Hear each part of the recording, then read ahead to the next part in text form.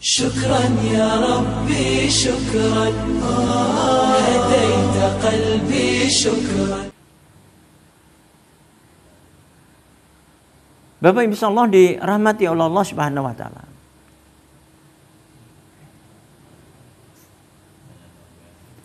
Sebagaimana kata ulama, ya, sawabul hasanah hasanata abdaha. Balasan dari kebaikan adalah kebaikan selanjutnya.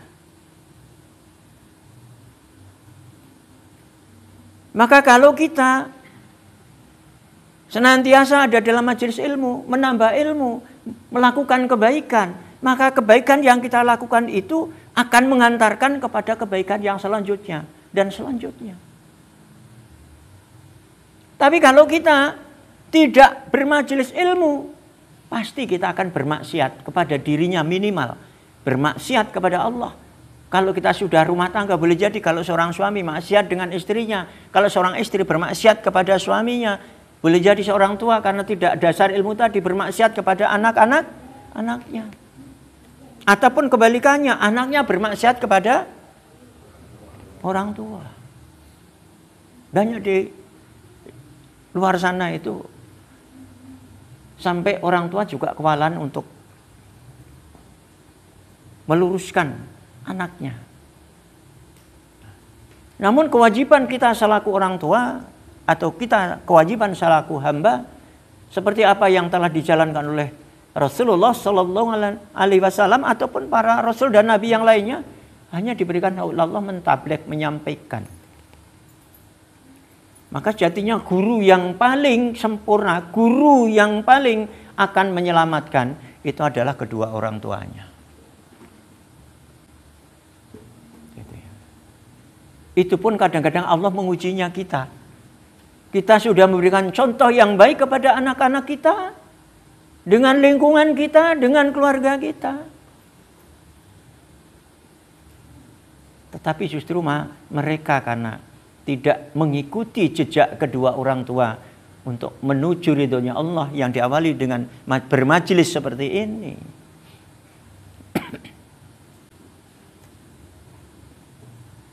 Maka yang perlu diketahui oleh Bapak Ibu semuanya, kalau sudah akhil balik, maaf ya, sudah akhil balik, tanggung jawab orang tua selesai. Apalagi sudah kalau wanita ya dinikahkan oleh seorang laki-laki, kemudian anak laki-laki sudah dinikahkan oleh seorang wanita. Karena apa? Keimamannya sudah pindah seorang ayah tadi kepada suami mereka masing-masing. Kalau kita punya anak perempuan ya mantu kita, ya kalau kita punya laki ya anak kita. Kepemimpinan sudah pindah. Tidak kepada kalau seorang anak ke orang tuanya, terlepas. Urusan akhirat terlepas, ukuran dunia terlepas.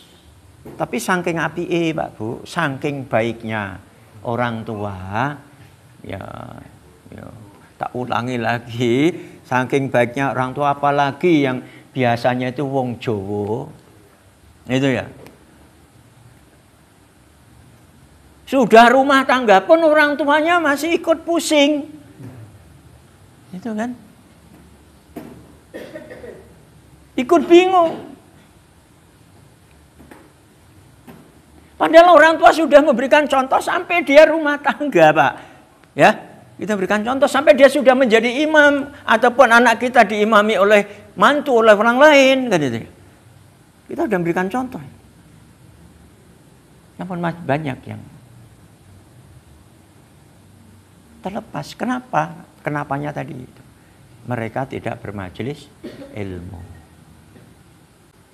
Karena ilmu tidak akan pernah habis, Pak. Ya,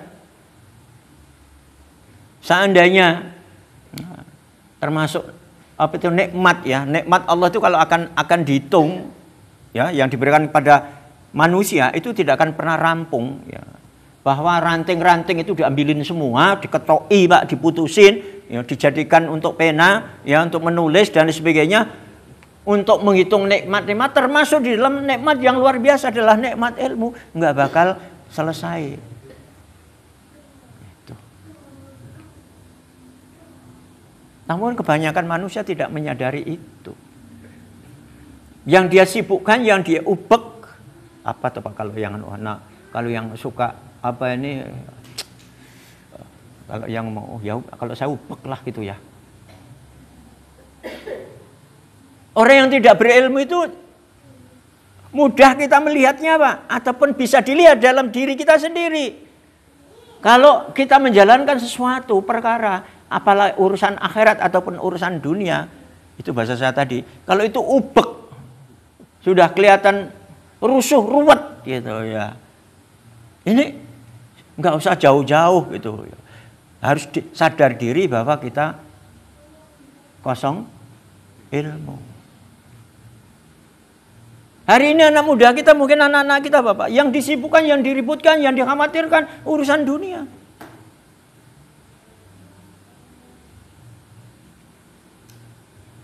Ya walaupun sudah dibekali ilmu anak tadi dan seterusnya dan seterusnya. Tapi kalau urusan dunia saja kok masih ubek, urusan dunia masih serba salah dan sebagainya, berarti kita belum orang yang berilmu.